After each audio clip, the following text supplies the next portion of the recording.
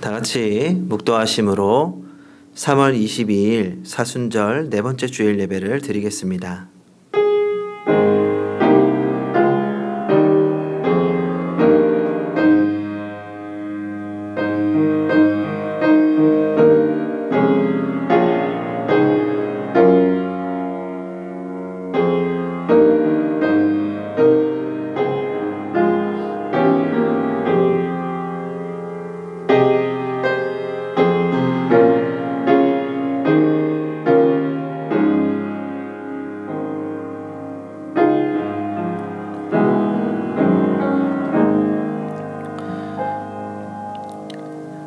주여 내게 은혜를 베푸소서. 내가 종일 주께 부르짖나이다.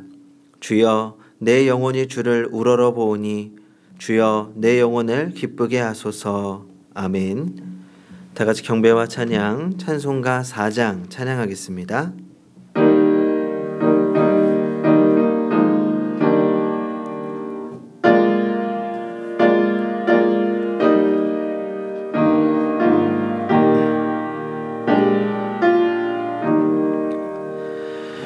성부 성자와 성령 영원히 영광 받으옵소서.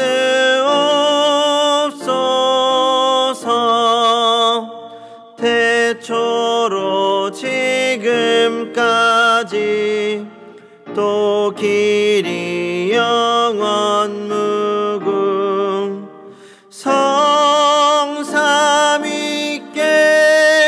영광. 아멘. 이 시간 다 같이 주님 앞에 겸손히 머리 숙이셔서 참회의 기도를 드리겠습니다. 하나님 아버지, 이 시간 예수님의 십자가 순환을 기억하며 묵상합니다. 예수님은 우리의 슬픔, 우리의 외로움, 우리의 두려움을 친히 경험하시고 대신 십자가를 지셨습니다. 하지만 우리는 아직도 슬퍼하고 아직도 외로워하고 아직도 두려워합니다. 성령이시여, 이 시간 우리 안에 있는 외로움, 두려움, 슬픔을 뒤로하게 하시고 주님으로 우리의 마음이 온전하게 채워지게 하여 주시옵소서. 우리의 모든 짐을, 우리의 모든 두려움을 주님께 맡겨드립니다. 그리하여 주님과 더불어 생명의 아침을 맞게 하여 주시옵소서. 이제는 주님과 나만이 아는 죄를 생각하며 묵묵히 참회의 기도를 계속하겠습니다.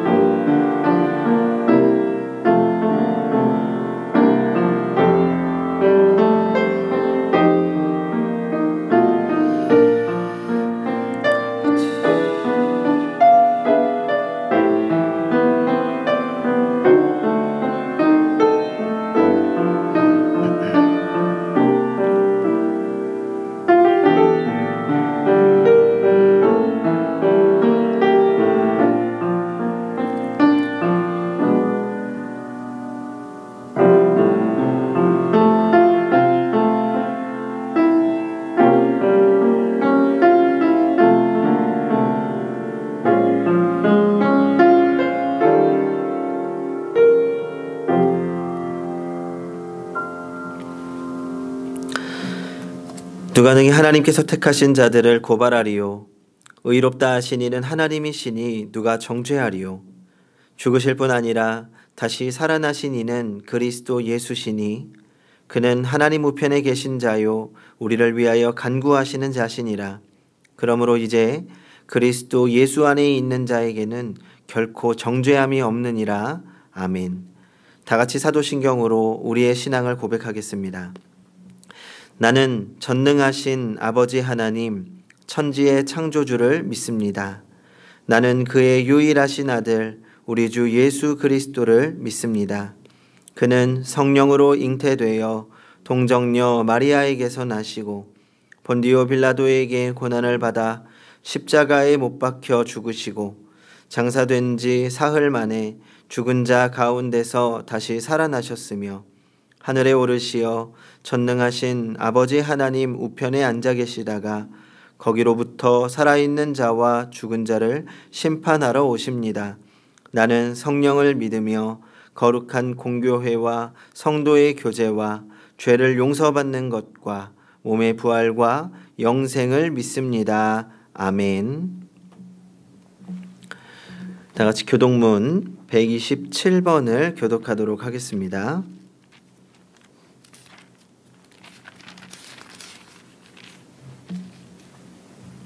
교독문 127번. 여호와를 자기 하나님으로 삼은 나라 곧 하나님의 기업으로 선택된 백성은 복이 있도다.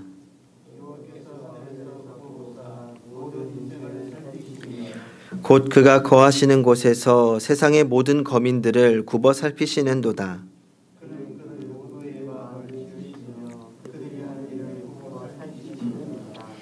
많은 군대로 구원 얻은 왕이 없으며 용사가 힘이 세어도 스스로 구원하지 못하는도다.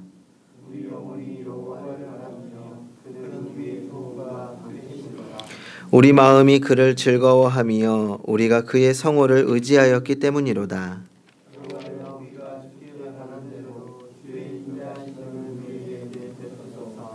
아멘.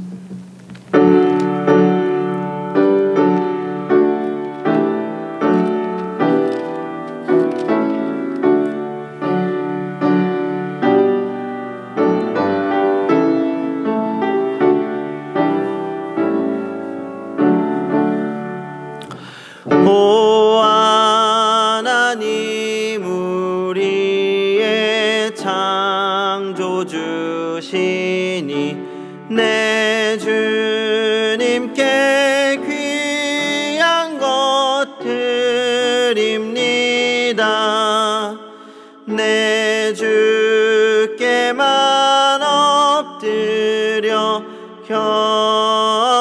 경배드리며 내 주의 이름 높이 찬양하네.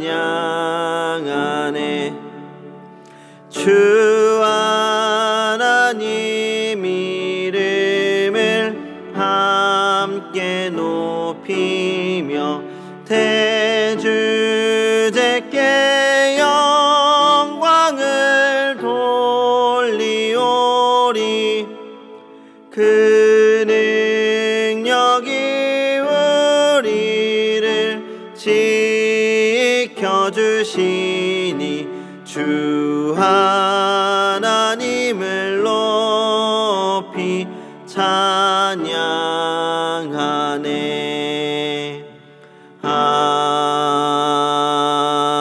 아멘.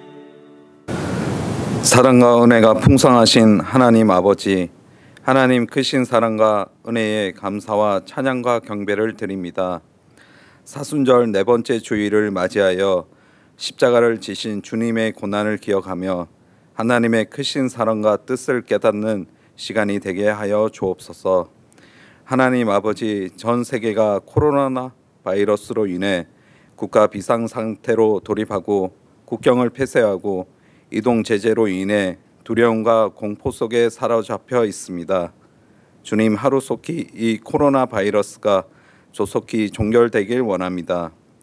그리고 코로나 바이러스 질병으로 인해 고통받는 환자와 가족들에게 치유와 용기를 주시고 감염의 위험을 알면서도 환자를 돕기 위해 헌신하는 자원봉사자와 의료진들과 이 바이러스를 막기 위해 고군분투하고 있는 관련 기관 종사자들과 정부 당국들 모두에게 힘과 용기를 주셔서 이 어려운 난국을 슬기롭게 헤쳐나갈 수 있도록 주님 인도하여 주옵소서.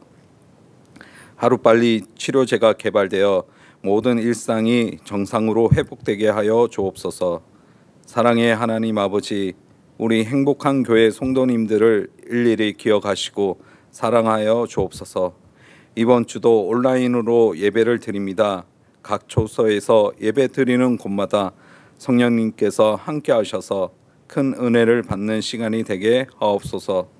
주님, 온라인 예배로 인해 주일 예배의 소중함을 알게 하시고 이 힘든 상황들이 지난 후에 행복한 모습으로 주의 전에 모여 예배 드리는 그날까지 주님께서 저희를 보호하시고 인도하여 주옵소서.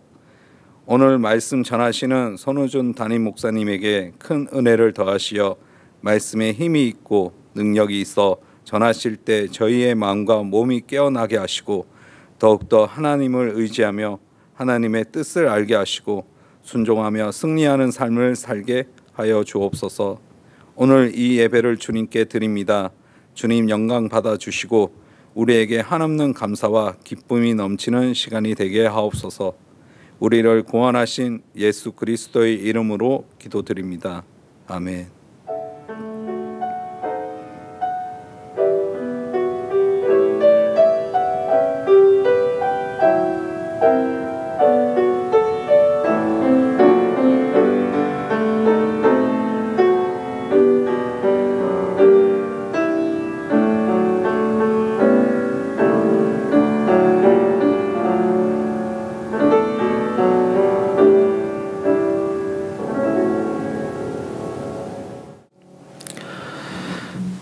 오늘 우리에게 주시는 하나님의 말씀은 사도행전 19장 8절부터 22절까지 말씀입니다.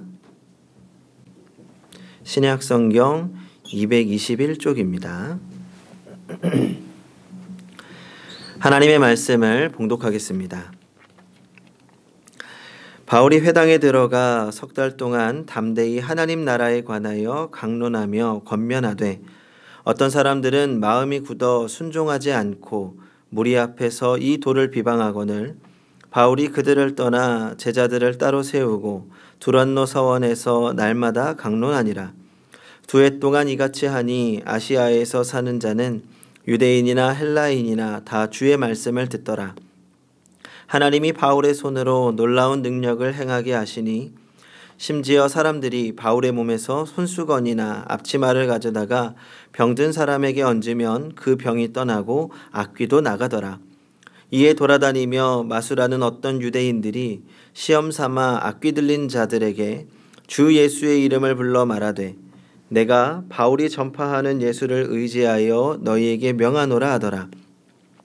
유대의 한 제사장 스게와의 7 아들도 이 일을 행하더니 악귀도 대답하여 이르되 내가 예수도 알고 바울도 알거니와 너희는 누구냐 하며 악귀 들린 사람이 그들에게 뛰어올라 눌러 이기니 그들이 상하여 벗은 몸으로 그 집에서 도망하는지라. 에베소에 사는 유대인과 헬라인들이 다 이 일을 알고 두려워하며 주 예수의 이름을 높이고 믿은 사람들이 많이 와서 자복하여 행한 일을 알리며 또 마술을 행하던 많은 사람이 그 책을 모아 가지고 와서 모든 사람 앞에서 불사르니 그 책값을 계산한 즉 은 5만이나 되더라. 이와 같이 주의 말씀이 힘이 있어 흥왕하여 세력을 얻으니라.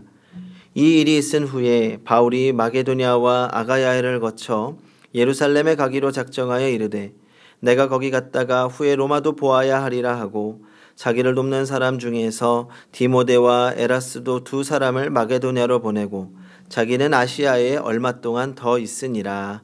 아멘. 말씀을 위하여서 한 번 더 기도하도록 하겠습니다.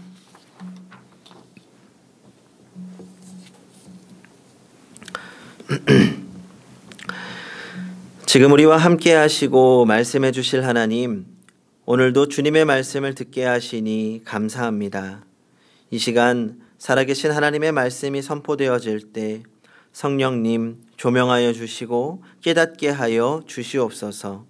말씀을 통하여 주님의 뜻을 알게 하시고 또 순종함으로 승리할 수 있는 힘을 주시옵소서.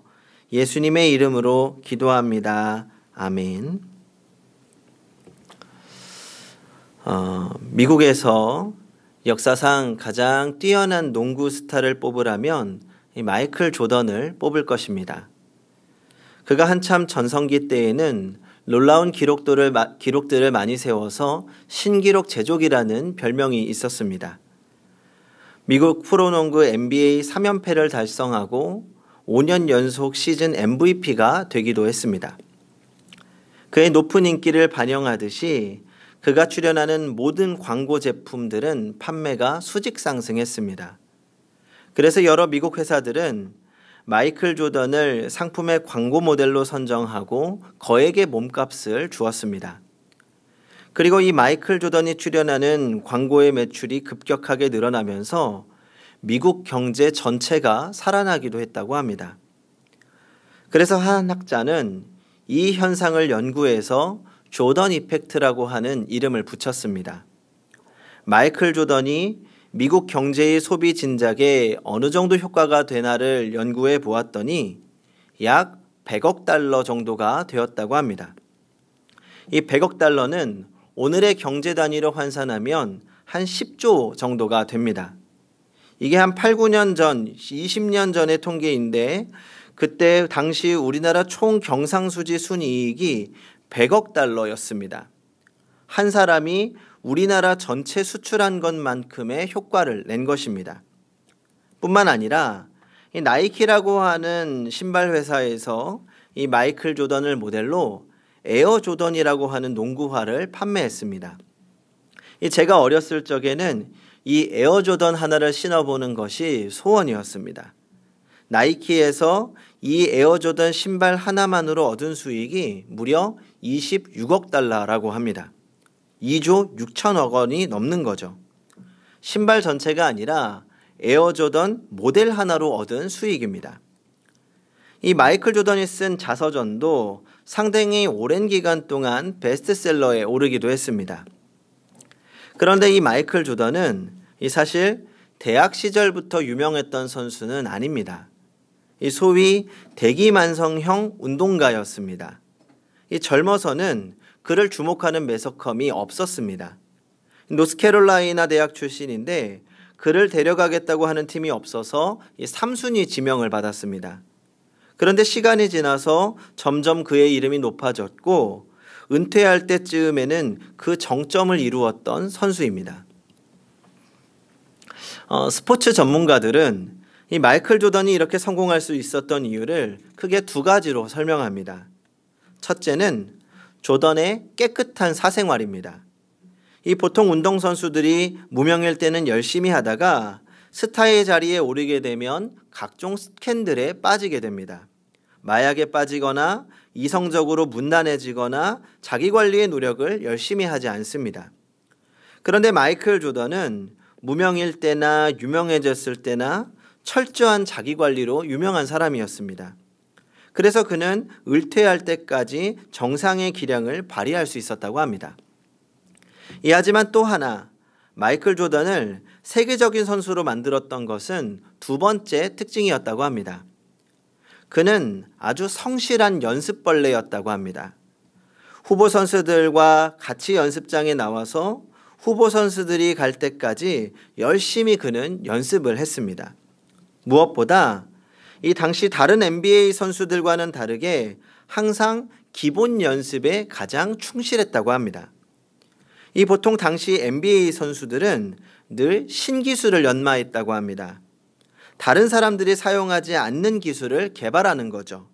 그래서 그 신기술로 한 시즌 혹은 두 시즌 반짝하다가 기술이 연구당하면 그 다음 시즌에는 막히게 되고 사라지는 경우가 많았다고 합니다.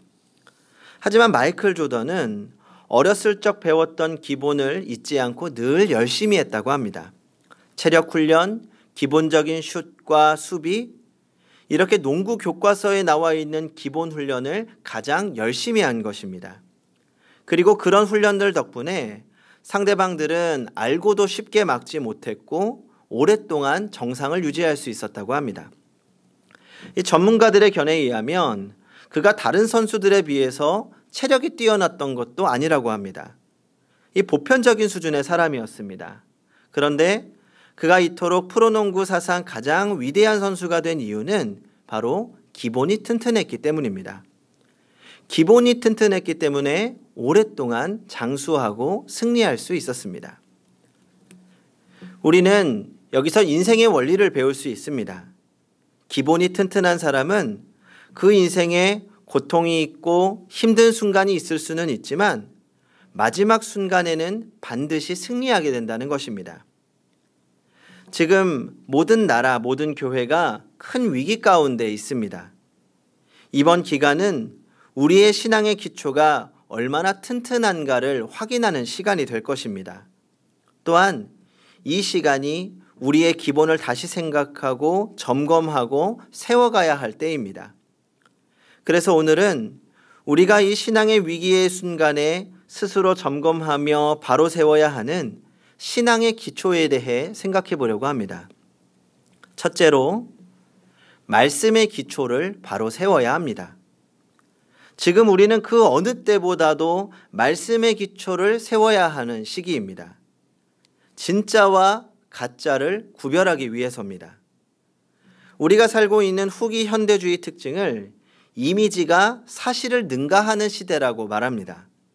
한 걸음 더 나아가서 포스트 모더니즘 학자들은 팩트, 그러니까 사실은 없다고 말합니다. 그러니까 모든 것이 다 이미지라고 합니다. 그래서 모든 절대적인 것을 부인합니다. 절대적인 권위, 절대적인 진리, 절대적인 사실들도 다 상대적이고 이미지라고 말합니다. 오늘 현대주의 사회에서 진실과 거짓의 경계선이 무너지고 있는 것입니다. 성도 여러분, 그러나 진짜와 가짜는 있습니다. 진리와 거짓이 있듯이 옳은 것과 그른 것이 있듯이 참된 것과 거짓된 것이 있습니다. 하나님 앞에 서게 될 때 그런 것들이 다 구분될 것입니다. 세상을 살아가면서 잘 보이기 위해서 나를 꾸미고 거짓을 섞을 수 있습니다. 그러나 하나님 앞에서는 진리만 가지고 서는 것입니다. 성도 여러분, 다른 것은 몰라도 우리 믿음은 진리 위에 참되게 설 수 있어야 합니다. 그리고 오늘 본문을 통해 진짜 기독교가 어디에 기초를 두고 있는지 발견하게 됩니다. 오늘 사건은 바울 사도가 3차 선교 여행 중에 있었던 일입니다. 1, 2차 선교 여행은 하나님의 말씀을 듣지 못한 곳에서 복음을 전했습니다. 그런 곳에서 교회를 세우는 것이 목적이었다면 3차 선교 여행은 목적이 좀 달랐습니다. 3차 선교 여행의 목적은 복음이 증거된 곳에 가서 그들을 양육하고 제자화하는 일이었습니다. 이 일은 하나님의 복음이 증거되기 위한 건강한 두 축의 사역이라고 할 수 있습니다. 복음을 전하는 것과 제자를 세우는 일은 건강한 교회 공동체가 추구해야 하는 일입니다. 그래서 바울 사도는 이 사역을 에베소에서 하고 있었던 것입니다. 이 바울이 에베소에 가서 가장 먼저 간 곳은 회당이라고 하는 장소였습니다. 오늘 본문 8절과 9절을 같이 한번 읽어보겠습니다. 시작. 바울이 회당에 들어가 석 달 동안 담대히 하나님 나라에 관하여 강론하며 권면하되 어떤 사람들은 마음이 굳어 순종하지 않고 무리 앞에서 이 도를 비방하거늘 바울이 그들을 떠나 제자들을 따로 세우고 두란노 서원에서 날마다 강론하니라. 회당은 유대인들이 모이는 종교 처소였습니다. 그러니까 유대인들이 있는 곳에는 마을마다 회당이 다 있습니다. 이 모든 유대인들은 이 회당에 모여서 하나님께 예배를 드렸습니다. 바울은 이 회당에 들어가서 복음을 전합니다. 그런데 그 회당의 유대인들이 얼마나 완고했는지 말씀을 듣지 않고 도리어 비방합니다. 그러자 바울은 회당을 버리고 두란노 서원에 가서 복음을 증거합니다. 이곳은 학교였기 때문에 유대인뿐만 아니라 그리스도인 로마인들도 다 올 수 있었습니다. 여기서 2년 동안 하나님의 말씀을 증거하고 그 중에 제자를 선택하고 세우게 됩니다. 바울이 이렇게 말씀을 가르치는 데 집중한 이유가 있습니다. 에베소는 무수한 신과 여신을 섬기는 우상숭배의 도시였습니다. 그래서 병을 고친다거나 귀신을 쫓아낸다고 하는 마술사들이 많았습니다. 그래서 바울은 기독교가 진짜 종교라는 것을 가르칠 필요가 있었습니다. 그래서 선택한 것이 말씀입니다.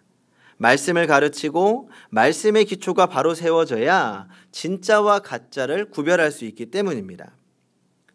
지난주 한 중소교회에서 집단 감염이 일어났습니다. 알고 보니 소독을 한다고 분무기에 소금물을 넣어서 서로에게 뿌려주었다고 합니다. 잘못된 상식으로 오히려 전염병을 키웠던 것입니다. 그런데 문제는 그 교회가 바른 믿음 위에 서 있는 교회도 아니었다는 것입니다.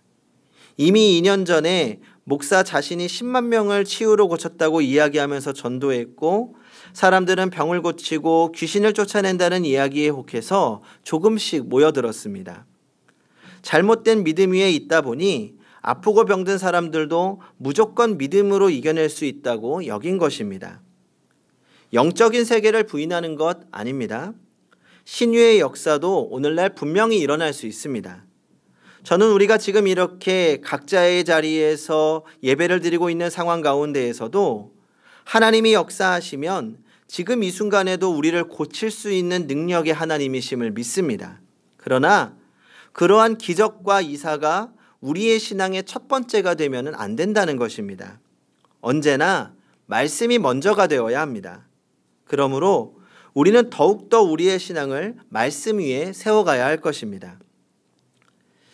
지지난주 8일에 온라인 예배가 끝나고 난 후에 한 성도님께서 저에게 힘내라고 문자를 주셨습니다.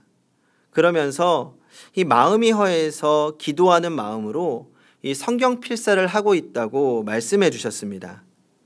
제가 그 이야기를 듣고 스스로를 위한 너무나 훌륭한 처방이라는 생각이 들었습니다.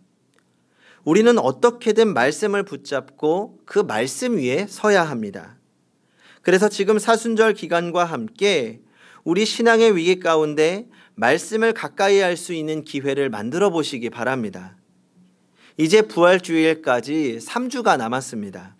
3주 동안 개인적인 성경 읽기의 목표를 세워보시기 바랍니다. 내가 보고 싶었던 말씀, 나를 채우는 말씀을 정해서 하루의 일정 시간을 말씀에 투자해 보시기 바랍니다. 그 말씀 위에 우리의 신앙 기초를 세워가야 할 것입니다. 둘째로, 기도의 기초를 바로 세워야 합니다. 오늘 본문은 우리의 기도가 어디에 기초해야 하는지를 보여주고 있습니다. 바울은 말씀을 바로 증거했지만 신유의 사역도 많이 했습니다. 그가 병든 사람에게 손을 얹고 기도했더니 다 고침을 받았습니다. 귀신 들린 사람들은 다 쫓겨나갔습니다. 그 일이 얼마나 대단했는지 12절을 보겠습니다. 심지어 사람들이 바울의 손에서 손수건이나 앞치마를 가져다가 병든 사람에게 얹으면 그 병이 떠나고 악귀도 나가더라. 손수건이나 앞치마만 되어도 병이 낫고 귀신이 쫓겨났습니다. 갑자기 앞치마가 왜 등장했나 싶으신 분들도 있을 텐데 이 바울이 천막을 만들면서 선교를 했기 때문에 앞치마를 사용했다고 합니다. 그 앞치마만 되어도 귀신이 쫓겨나가는 겁니다. 그러자 에베소의 사도 바울에 대한 명성이 퍼지기 시작했고 수많은 사람들이 몰려들기 시작했습니다. 그가 행하는 신유와 병고침의 은사는 전 도시의 화제가 되었습니다. 그러자 이 소위 그 도시에서 마술을 한다고 하는 사람들, 그러니까 오늘날로 말하면 무당이나 박수 같은 사람들이 자리를 잃어버리게 됐습니다. 그러니까 바울의 상대가 안 되는 거죠. 그래서 이 사람들이 바울을 따라다니면서 도대체 어떻게 하는 건지 구경하기 시작했습니다. 그러다 보니까 바울이 병을 거치거나 귀신들을 쫓아낼 때마다 이 공통적으로 하는 말이 있다는 것을 발견하게 됩니다. 뭐였을까요? 바로 예수 그리스도의 이름으로 병을 고치고 예수 그리스도의 이름으로 귀신을 쫓아내는 겁니다. 그러자 이것을 흉내내는 사람들이 생기기 시작했습니다.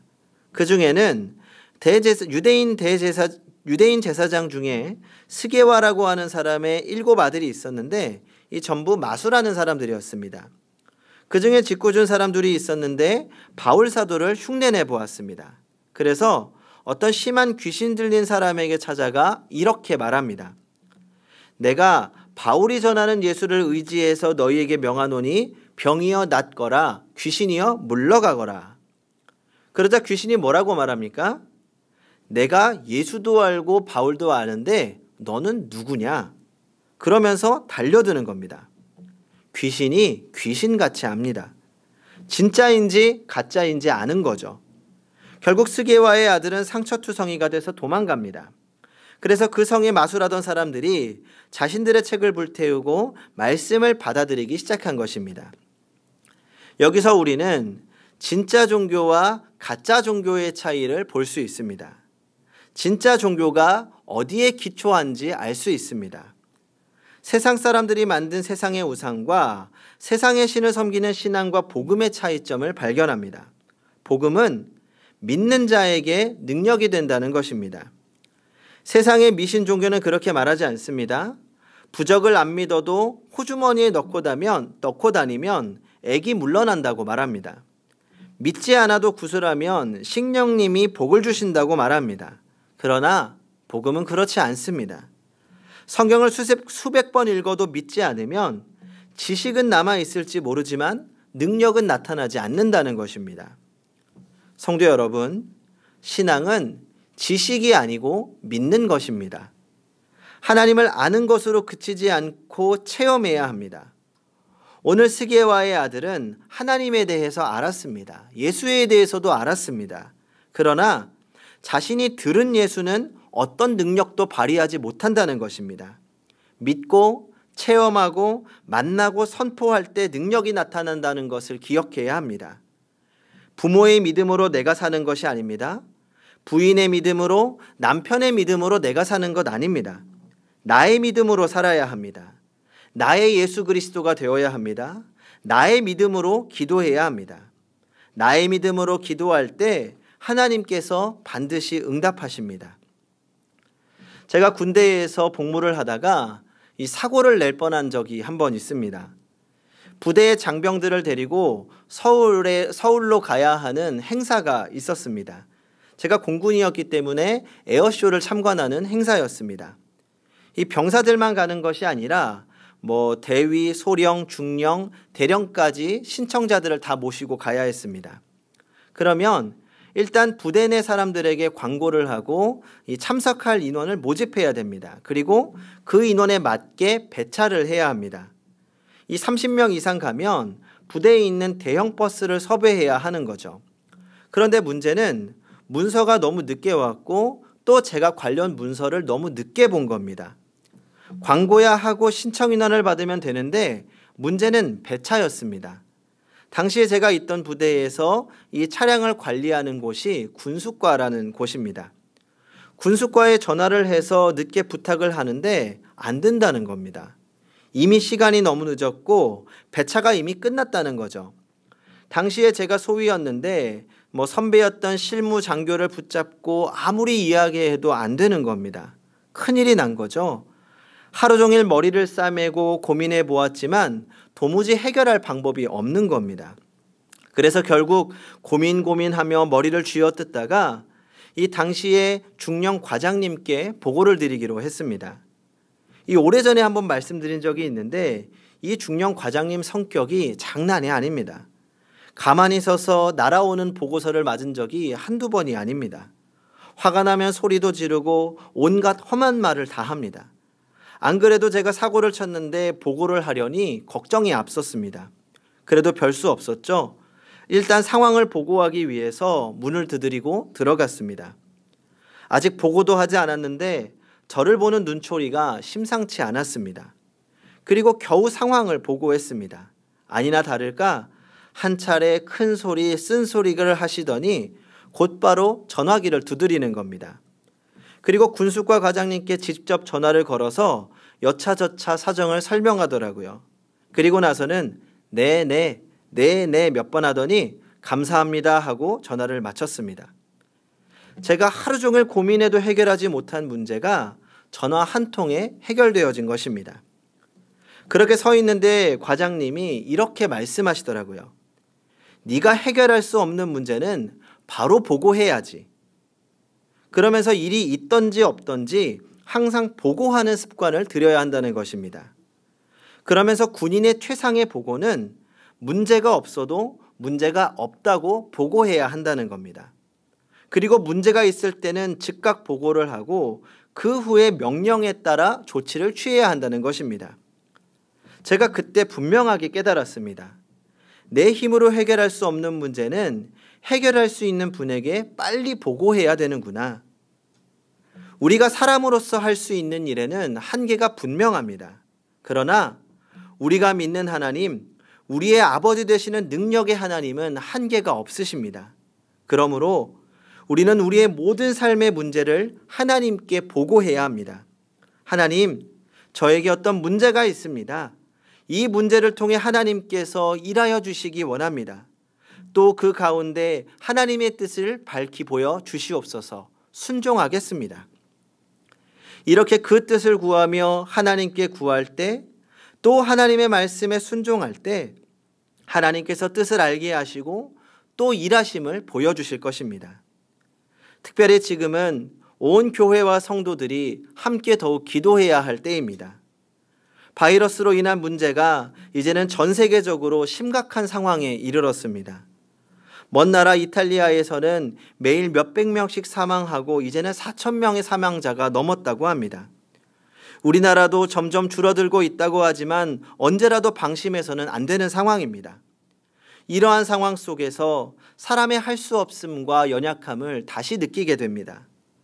우리가 할 수 있는 것은 그저 하나님 앞에 기도하며 하나님의 도우심을 구해야 하는 것입니다. 우리의 믿음을 하나님 앞에 점검하며 하나님의 도우심을 구해야 할 것입니다. 셋째로, 교회와 예배의 기초를 바로 세워야 합니다. 우리 행복한 교회는 지난 3월 8일 처음으로 오프라인 예배를 대신하고 온라인으로 예배를 드렸습니다. 당시 말씀을 나누면서 우리가 하나님 사랑과 이웃 사랑을 실천하기 위해 공예배 모임을 뒤로 하고 각자의 가정에서 예배를 드리는 이유도 함께 나누었습니다. 그리고 이제 3주째 온라인 예배가 계속되고 있습니다. 이런 상황 속에서 우리는 교회와 예배의 기초를 바로 세워야 합니다. 지금 우리는 어쩔 수 없는 세계적 재난 상황 가운데 각자의 자리에서 예배를 드리고 있습니다. 분명히 하나님께서는 특정한 장소에 관계없이 하나님 앞에 영과 진리로 드려지는 예배를 기뻐하십니다. 그리고 지금 이 시간을 통해서 우리 각자가 교회임을 분명히 깨닫게 하시고 우리의 모든 삶이 예배로 성숙되어지기를 원하십니다. 그러나 지금 우리가 드리는 이 예배의 형태가 기독교 신앙이 추구하는 형태는 아닙니다. 성경은 성도의 교제와 공동체의 중요성에 대해서 거듭 말씀하고 강조합니다. 초대교회 공동체는 더욱 모이기에 힘쓰며 날마다 함께 교제하고 함께 예배하기에 힘을 썼습니다. 또 오늘 말씀처럼 바울 사도는 가는 곳마다 교회를 세우기 위해 애를 썼습니다. 왜냐하면 우리의 믿음이 너무나도 연약하기 때문입니다. 복잡한 세상에서 나의 믿음을 지키는 것은 결코 쉬운 일이 아닙니다. 그래서 우리는 신앙의 공동체가 필요합니다. 또 함께 드리는 공동체로서의 공예배도 필요합니다. 우리의 믿음을 서로 확인하며 또 나의 믿음이 약해질 때 사랑하는 지체로부터 힘을 얻고 또 지체의 믿음이 연약해질 때는 내가 그 지체를 도와야 합니다. 그래서 우리는 공예배를 더욱 사모하며 다시 만나 신앙의 교제를 나누게 될 우리 교회 공동체의 회복을 위해 더욱 힘써 기도해 주시기 바랍니다. 또한 서로 만나기 어려운 상황 속에서 지체와 자주 연락하며 서로를 위해 더욱 기도하시기 바랍니다. 우리는 이 시간을 지나며 우리의 신앙의 기초를 바로 세우고 더욱 든든한 기초 위에 교회로서 성숙하게 될 줄로 믿습니다. 성도 여러분, 지금도 하나님의 섭리와 계획 가운데 우리의 모든 삶이 있음을 믿습니다. 하나님의 계획을 신뢰하는 가운데 우리의 믿음을 점검해 봅시다.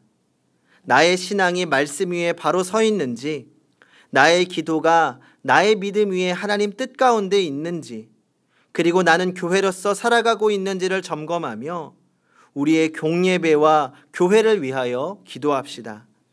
그렇게 다시 만나 함께 예배하는 날까지 말씀 위에서 하나님 안에서 기도하며 승리하는 우리 성도님들이 되시기 바랍니다.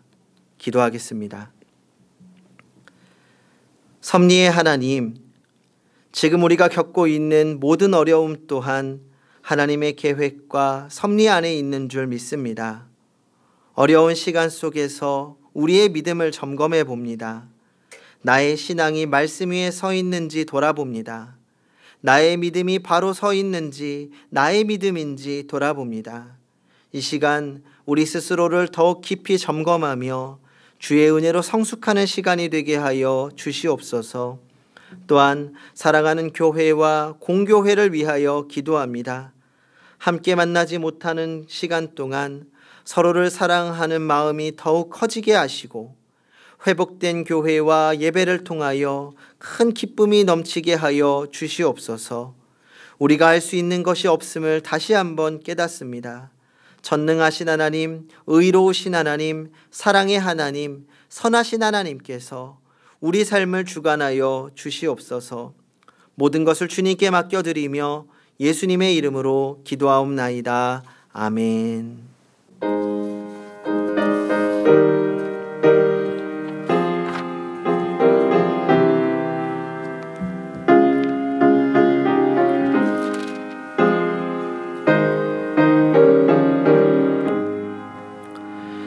너 시험을 당해 죄 짓지 말고 너 용기를 다해 곧 물리치라. 너 시험을 이겨 새 힘을 얻고 주 예수를 늘 승리하라. 우리 구주의 힘과 그의 위로를 빌라. 주님 내 편에 서서 항상 도우시리.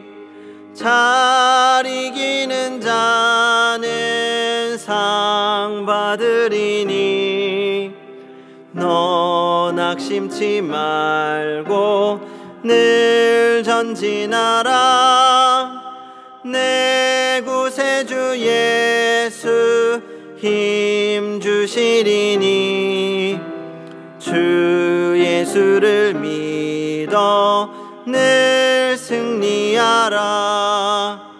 우리 구주의 힘과 그의 위로를 빌라. 주님 내 편에 서서 항상 도우시리. 아멘. 이 시간 우리의 각자의 예배의 자리에서 정성껏 주님께 예물을 드립니다. 예물을 위하여 기도하도록 하겠습니다. 사랑의 하나님, 우리의 인생을 돌아볼 때마다 주님께서 인도하셨음을 부인할 수 없습니다. 지금 이 어려운 순간에도 하나님께서 선한 길로 인도하시고 더 아름다운 곳으로 인도하심을 믿습니다. 주님을 신뢰하며 정성껏 예물을 드립니다.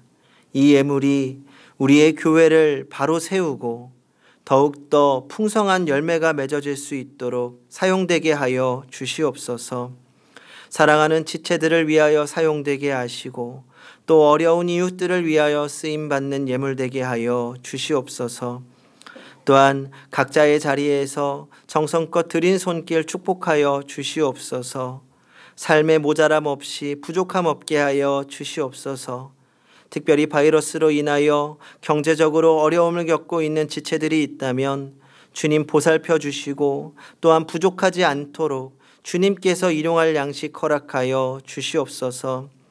우리의 남은 날 동안 그 모든 것을 주님께서 선한 길로 인도하실 줄 믿으며 예수님의 이름으로 기도하옵나이다. 아멘.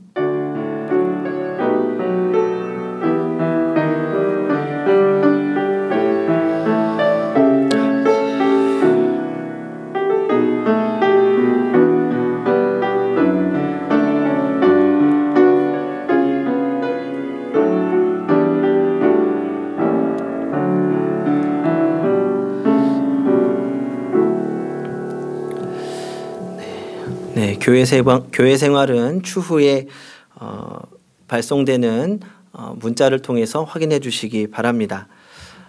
그것보다 우리 성도님들 잘 지내고 계십니까? 참 이런 인사가 어색한 상황인 것 같습니다. 지난주 우리 성도님들과 통화하는데 많은 분들이 목사님 잘 지내세요? 잘 지내셨어요? 라고 인사하시더라고요. 매주 보고 반갑게 인사하던 우리가 이런 인사를 하게 된 현실이 참 안타깝고 속상합니다. 이러한 때일수록 우리 서로 사랑하는 지체를 위해서 한 번쯤 더 연락해 주시면 좋을 것 같다는 생각이 듭니다. 구역원들, 기관 회원들, 또 가까운 이웃들에게 안부를 좀 물어주시고 또 서로를 위해서 기도해 주시고 오히려 우리가 멀어져 있는 상황 가운데에서 우리 교제의 깊이가 더욱더 풍성해지는 기간이 되었으면 좋겠습니다. 그래서 제가 숙제를 좀 드리자면 우리 성도님들 이번 주간에 적어도 3명, 4명 이상의 지체들에게 전화해 주시면 좋겠습니다. 그래서 나중에 우리 만났을 때도 우리 서로 이야기했던 것들 오랜만에 만나서 인사하는 것이 아니라 어제 만났던 것처럼 인사할 수 있는 그런 교회가 되었으면 좋겠습니다. 성도님들 건강하시고 빨리 배웠으면 좋겠습니다. 교회를 위해서 기도해 주시고 또 우리 교역자들을 위해서도 많은 기도 부탁드립니다. 한 주 동안 승리하십시오.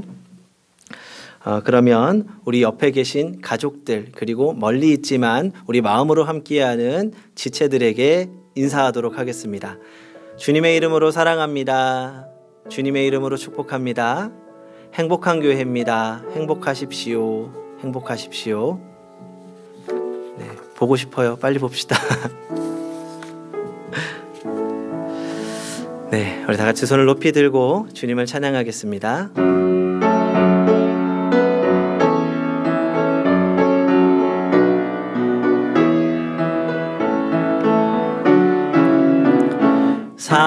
살아계신 주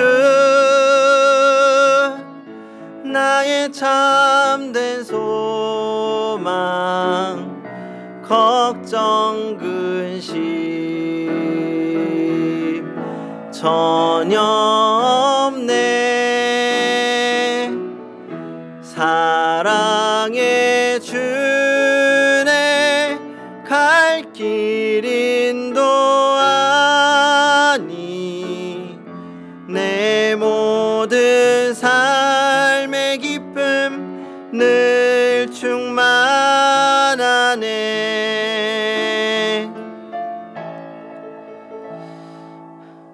이제는 우리 주 예수 그리스도의 은혜와 하나님 아버지의 크신 사랑하심과 성령님의 교통하심이 위기 속에서 신앙의 기초를 세워 날마다 믿음으로 승리하는 지금 각자의 자리에서 영과 진리로 예배하는 행복한 교회 성도들과 각 가정 위에 지금부터 영원토록 함께 하시기를 간절히 축원하옵나이다. 아멘.